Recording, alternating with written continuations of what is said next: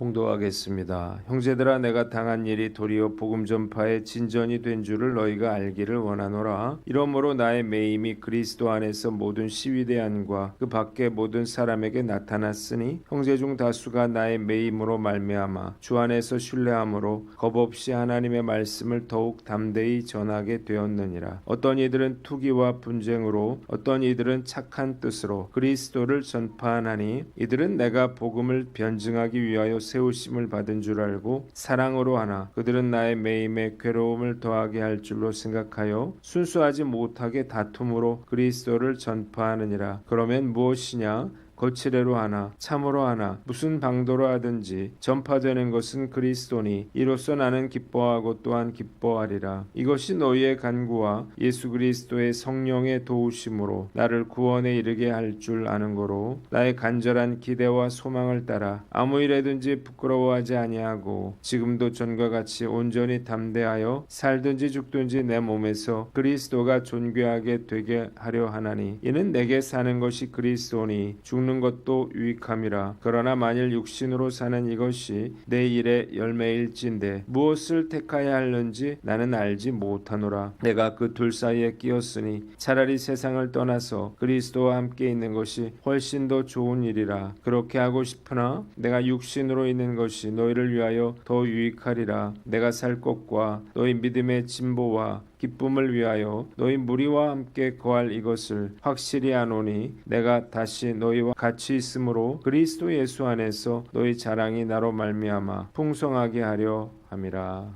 아멘. 오늘은 빌립보서 1장 말씀을 가지고 오직 그리스도만이라고 하는 제목으로 묵상 나눔하도록 하겠습니다. 먼저 12절로 18절인데 12절을 봅니다. 내가 당한 일이 도리어 복음 전파에 진전이 된 줄을 너희가 알기 원하노라 그랬습니다. 사도 바울은 비록 그가 감옥에 갇혀 있지만 오히려 이 일로 인해서 복음 전파에 진전이 된 줄을 알기를 원한다고 말하고 있습니다. 이유가 무엇인가요? 그의 고난이 두 가지의 유익으로 돌아왔기 때문입니다. 첫째로 사람들이 더 열심히 복음을 전하게 되었습니다. 로마의 신자들은 감옥에 갇혔으면서도 끝까지 하나님을 신뢰하는 바울을 보고서 큰 도전을 받게 됩니다. 그래서 용기를 내고 담대하게 복음을 증거하기 시작한 거예요. 바울은 비록 갇혔지만 오히려 더 복음이 여러 곳에 전파되는 계기가 되었습니다. 믿음의 공동체는 점점 더 복음을 전하는 사람들로 채워지기 시작했습니다. 두 번째, 어떤 목적으로든지 복음이 전파된다라고 하는 사실을 깨닫게 되었습니다. 바울이 감옥에 갇히자 그동안 바울을 시기하던 사람들이 자신들의 세력을 확장시키려는 불순한 의도로 전도에 열심을 내기 시작했습니다. 사실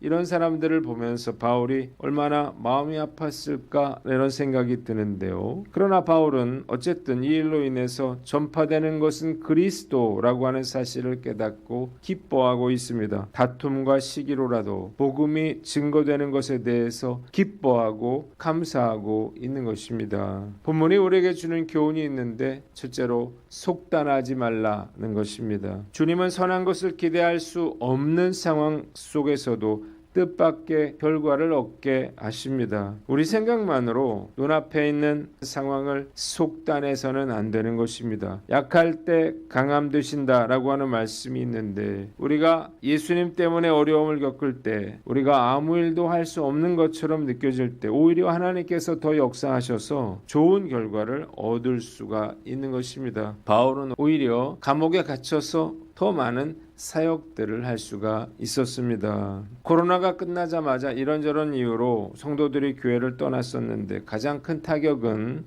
제자 훈련으로 세워진 원칙이 무너졌다는 거예요. 우리 같은 작은 교회에는 정말로 큰 타격이었습니다. 한동안 코로나 3년이 준 후유증을 제대로 알았고 지금도 완전히 회복되지 못했습니다. 그러나 이후에 하나님께서는 전도를 통해서 더 많은 성도들을 교회로 보내주셨는데 얼마나 감사한지 모르겠어요. 우리가 힘든 일이 생기더라도 결코 속단해서는 안 됩니다. 결국 주님께서 일하실 것이고 더 좋은 결과로 얻게 해 주실 것이기 때문입니다. 오늘 난 어떤가? 나 자신을 돌아보고 모든 것을 합력하여 선을 이루시는 주님을 믿고 어떤 상황에서도 최선을 다하는 저와 여러분들 되시기를 바랍니다. 두 번째는 감사를 선택하라는 것입니다.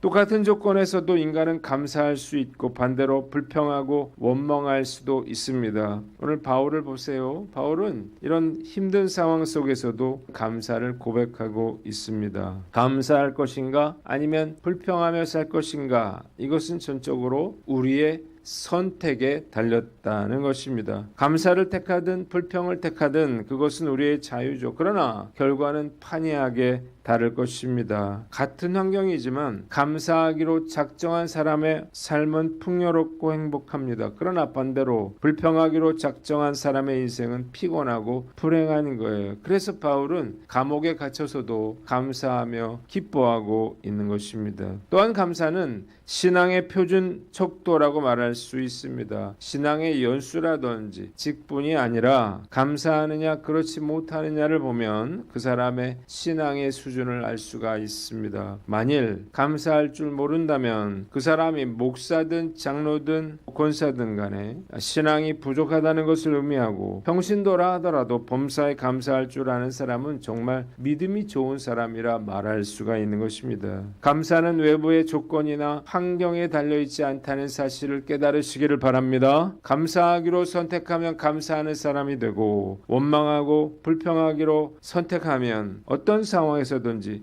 감사할 것이 없는 사람이 되는 것입니다. 또한 감사와 불평은 습관이 되는 거예요. 이해할 수 없는 일이 일어나더라도 모든 것이 합력하여 선을 이룰 줄 알고 감사를 선택하는 저와 여러분들 되시기를 주님의 이름으로 축원합니다. 두 번째 본문은 19절로 26절인데 21절을 봅니다. 이는 내게 사는 것이 그리스도니 죽는 것도 유익함이라 그랬습니다. 바울은 살든지 죽든지 오직 그리스도만을 존귀케 하기를 원한다고 고백하고 있습니다. 그리고 개인적으로는 빨리 죽어서 그리스도와 함께 있고 싶지만 아니라면 복음 전파와 다른 사람들의 유익을 위해 살겠다고 고백하고 있습니다. 바울은 오직 그를 통해서 그리스도의 복음이 증거되고 또한 그리스도께서 존귀케 되기만을 원하고 있습니다. 이유가 무엇인가요? 그가 복음의 참 의미를 너무나 잘 알고 있기 때문이에요. 바울은 예수님을 믿기 전에 하나님과 교회를 박해하는 자였습니다. 기독교인들을 잡아서 옥에 가두었고 사람을 죽이기까지 했습니다. 사도 바울은 방향 없는 열심으로 살았던 사람이고 부끄러운 과거를 가진 사람이었습니다. 이랬던 그가 유대인들을 결박하여 예루살렘으로 끌고 가기 위해서 다메섹으로 가던 중에 큰 빛 속에서 예수님의 음성을 듣게 되죠. 그는 비로소 예수님이 자신을 얼마나 사랑하고 계시는가를 깨닫게 됐고 자신의 죄로 인해서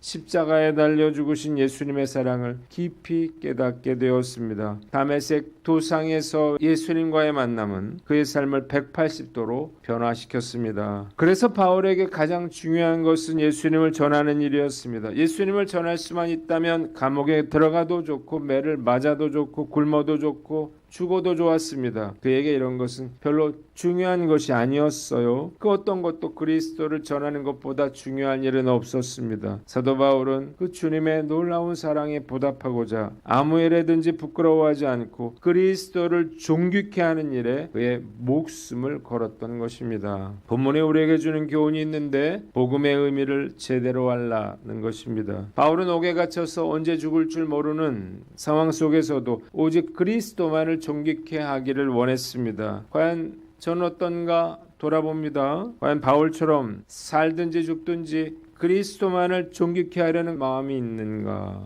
말은 그렇게 하지만 조금만 불편하고 힘들면요 원망과 불평이 나옵니다. 목회가 이렇게 힘든 건 줄 알았더라면 목회를 하지 않았을 텐데 라고 말한 적도 많았었어요. 목회가 잘 될 때는 저도 진짜 같았지만 목회가 힘들어지면 제가 진짜인지 가짜인지 헷갈릴 때가 아직도 있습니다. 바울처럼 주님을 위해서 목숨도 버릴 수 있으려면 복음의 의미를 생생하게 알고 있어야 합니다. 나 같은 죄인을 사랑하사 십자가에 달려 죽으신 예수님의 사랑을 깊이 깨달아야 하는 것입니다. 복음에 대해서 가장 강력하게 설교하시는 분 중에 한 분이 바로 김용희 선교사님이죠. 김 선교사님은 강력한 복음의 메시지를 전하는데 그가 복음의 깊은 체험을 했기 때문이에요. 그는 망한 술집 아들로 태어났습니다. 교회의 교자도 예수의 옛자도 들어보지 못한 불행한 가정에서 자랐습니다. 그리고 그의 아버지는 육체적인 향락을 마음껏 탐닉하다가 결국 술과 여자와 쾌락과 돈에 미쳐 살다가 비참하게 돌아가셨습니다. 그리고 중학생이던 선교사님과 그의 가족들은 방 한 없이 뒷골목으로 내던져지게 됩니다. 아무 소망 없던 세상 속에서 그는 너무나 왜소했고 누구를 불러야 하는지 누구에게 도움을 청해야 하는지 한 번도 들어본 적 없는 잃어버려진 세상이 거들떠보지 않는 비참한 망한 술집 아들놈이었다고 했습니다. 자기 자신도 스스로를 용서하거나 사랑할 수가 없어서 자학증에 시달리던 청년 시절에 별 생각 없이 드리던 주일 예배 때 주님의 특별한 간섭, 설명할 수 없는 하나님의 섭리로 주님께서 그의 인생에 찾아오게 됩니다. 그리고 그 누구로부터도 들어볼 수 없었던 이 한마디를 듣게 되는데 그것은 내가 널 사랑한다, 하나님이 널 사랑한다 라고 하는 말씀이었습니다. 이것은 그가 태어나서 처음 들어보는 말이었어요. 창조주 하나님이 이 땅에 오셔서 대신 죽었다라고 하는 이야기는 그는 단 한 번도 들어본 적이 없다는 사실을 깨닫게 됩니다. 주님께서 이 한마디를 덧붙여서 말씀하셨는데 넌 재수없이 망한 술집 아들놈이 아니고 내가 너를 대신해서 죽을 만큼 내게 소중한 놈이라고 했습니다. 도말할 필요가 없었어요. 더 이상의 진리가 필요하지 않았습니다. 그래서 이렇게 기도했어요. 주님, 저는 이제부터 무소유로 살겠습니다. 주님밖에는 아무것도 필요한 것이 없다고 생각됐기 때문에 그는 그 이후부터 정말로 복음에 미쳐 살았습니다. 그리고 복음으로 충분하다고 하는 것을 보여주기 위해서 무소유로 살아왔다고 간증을 했어요. 한국교회가 부흥한 것은 결코 우연한 일이 아니었습니다. 이렇게 복음의 의미를 제대로 아는 분들이 정말 많았기 때문이에요. 오늘 말씀 앞에서 과연 난 어떤가 스스로를 돌아봐야 되겠죠. 그토록 많은 사랑과 은혜를 경험하고서도 조금만 힘들어도 원망이 목구멍까지 나오는 저의 모습을 회개해 봅니다. 이 아침에 우리가 다시 한번 복음의 깊은 의미를 생각해보고 바울처럼 우리도 예수님을 위해서 목숨도 내어놓을 수 있는 저와 여러분들 되시기를 바랍니다. 마지막으로 예수 그리스도를 위해 살라는 것입니다. 고난 가운데 우리가 해야 할 일은 걱정과 염려가 아니라 어떤 상황에서도 낙심하지 않고 맡겨주신 사명을 감당하는 것입니다. 바울은 20절에 아무 일에든지 부끄러워하지 아니하고 살든지 죽든지 내 몸에서 그리스도만을 존귀케 하기를 원하며 내게 사는 것이 그리스도니 죽는 것도 유익하다고 말했습니다. 바울은 옥에 갇혀서 언제 죽을지 모르는 상황 속에서도 오직 그리스도만을 존귀케 하기를 원하고 있습니다. 이는 예수님을 주인으로 모신 자들이 취해야 할 마땅한 태도겠죠. 힘들고 어려워도 그리스도를 존귀케 하는 일에 최선을 다해야 하는 것입니다. 오늘 말씀 앞에서 우리는 과연 주님의 복음을 전파하는데 최선을 다하는 사람인지를 돌아봐야 할 것입니다. 하루가 쌓여서 한 주가 되고 한 주가 쌓여서 한 달이 되고 한 달이 쌓여서 1년이 되는 거예요. 그리고 1년이 쌓여서요 10년이 되고 20년이 되는 것입니다. 우리가 이렇게 쌓아 올린 작은 헌신의 시간들은 그 어떤 것보다 가치 있는 시간들이 되는 것입니다. 오늘 나는 어떤가 스스로를 돌아보고 오늘 하루도 주님을 영화롭게 하는 작은 일에 최선을 다하시는 저와 여러분들 되시기를 바랍니다. 기도하겠습니다. 하나님 아버지, 우리가 속단하지 않게 하여 주시고 복음에 합당한 삶을 살게 하여 주시옵소서.